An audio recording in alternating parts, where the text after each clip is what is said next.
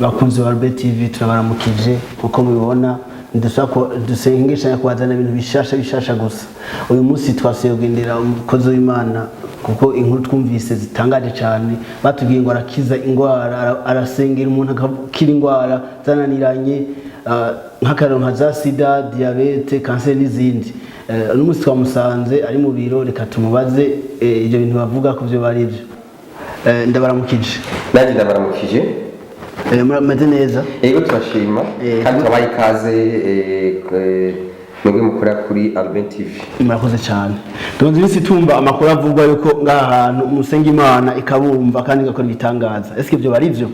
Nibyo cyane, mwarabyumvishije. Tumaze gusengera abantu benshi bagakira, cyane cyane abagwayi bwandu bwa sida, abagendana ikibazo cya diabete, abagendana ikibazo cya kanseri, amafyigo, intandara, estoma, biriya bibazo byose na rheumatisme n'indwara zo kurukuba, indwara zo mu bihimba by'irunduka, bategeye kubyara, byose. Murakoze cyane. Bwabandi birakaze birakomeye gose. Mbere biba bigenda gute n'umuntu yoba atari hafi cyangwa umuntu yoba ari hafi bigenda gute? Murakoze. Abari hafi baraza, ni hano mu Kigobe, turakora ku gatatu dufite ituraniro ryitwa mercredi hospitalier cyangwa y'abagwayi, mercredi miracle, na dimanche turasenga guhera saa 3.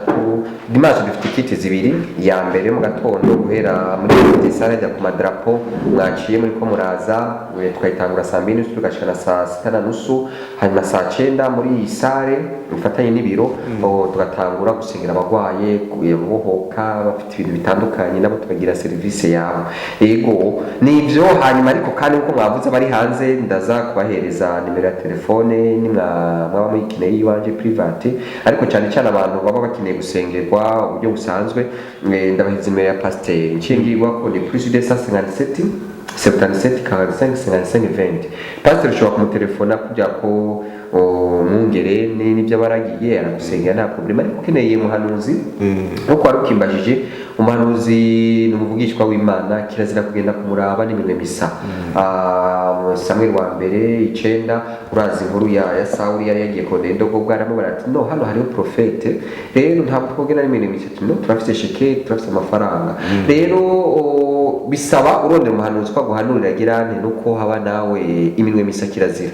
Niyo mpamvu ukeneye ko pastor gusengera cyangwa muganira na guhaye nimero ya telefone. Ariko ukeneye umuhanuzi kwa guhanurira cyangwa gusengera cyangwa kubarira ibi n'ibindi, nawe ugira icyo ukoze. Nkunze kuvuga ko ugira icyo ukoze. Sasa tubabaze kwera abakunzi ba Albert TV bese bakurikirana bifuza guterera kandi azibe cyane ko n'abantu bakunda gukora ibikorwa by'Imana. Sasa tubabaze none bakeneye baronka gute nimero za WhatsApp canke za EcoCash na Linecash? Murakoze cyane. N'ibyo reka ntangurire kuri WhatsApp privé ni +257 75 78000. Linecash ni +257 murakoze cyane.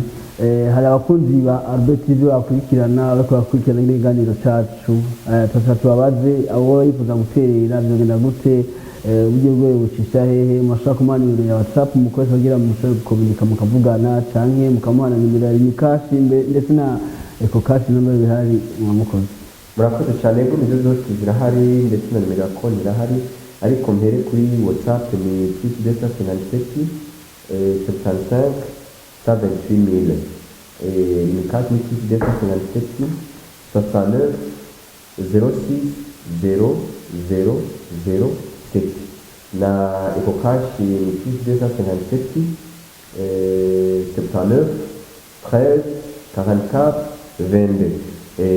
Ndakwibutsa rero ko utokwibagira kugira kuri televiziyo ni y'abakire, numvise ngo ni Albert TV, Albert Tubura, n'abantu bera, n'abantu bafite amafaranga kandi n'abantu bakundana, n'abantu numvishije bumvise igikorwa barahigana babikora mu bubangutse, bamenye ibyaja mu bivuga ngo ubwami bw'Imana burabandanirwa, buraronderwa, burabandanirwa. Rero nanjye ndabahizagiye mwese abanywanyi ba Albert TV, uzashobora kugira icyo akoze ntaye ntibagire kunuzira kuri WhatsApp nakoze iki, kuri EcoCash cyangwa kuri Linecash nakoze iki, kugira ngo ndamuhezagire, ndamusengere, noneho ndamutelefona tunavugane, ndadufite amabanga menshi.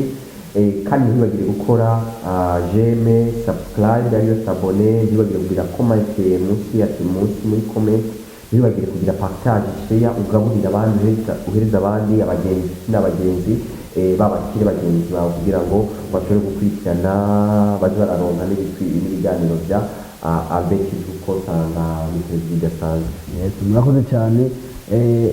Nashaka ndabibutse ko kuri mikoro muri kumwe na engineer kwitanga Samuel, kuri kamera muri kumwe na mugenzanje Dedi. Hanyuma nashaka ndabibutse kandi nimugenda mutagide subscribe, hamugire na live na partage. Murakoze.